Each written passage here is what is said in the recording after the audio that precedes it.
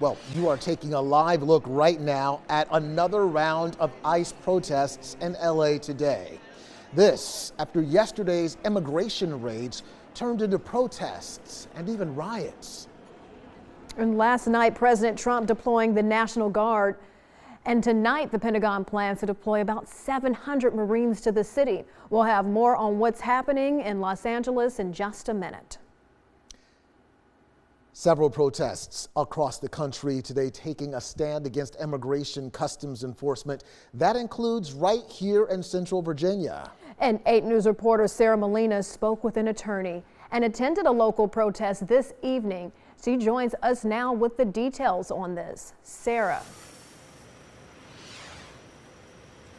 Eric, Heather, good evening. Tonight marks 3 days of fiery protests in the streets of Los Angeles, with people fighting against federal immigration enforcement. Now, since then, President Donald Trump has deployed the National Guards and U.S. Marines to combat the protests, and Central Virginians here in Chesterfield are taking their own stand.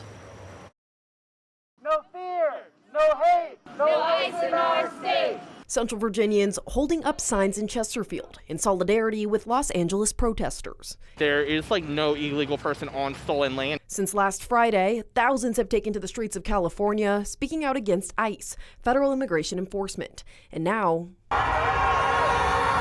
President Trump deployed the National Guard and Marines to de-escalate the situation.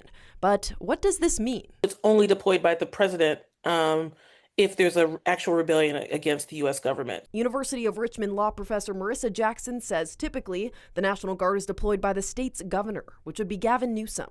But instead, I did call him the other night. I said, look, you got to take care of this, otherwise I'm sending in the troops. That's what we did. In response, Newsom says California is preparing to sue the Trump administration, as California lawmakers say they never asked for the help.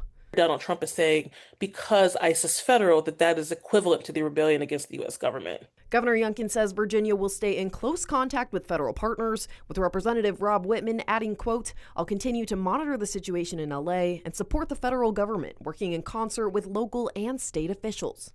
Now, Jackson says that this group of people gathering right here behind me on Midlothian Turnpike and Arboretum Place is a perfect example of your First Amendment rights. We may not be able to speak. Now, for the city of Richmond, Mayor Danny Avola has stated several times that Richmond police will not be working with ICE officers if they come to the River City. Live in Chesterfield tonight, I'm Sarah Molina, 8 News.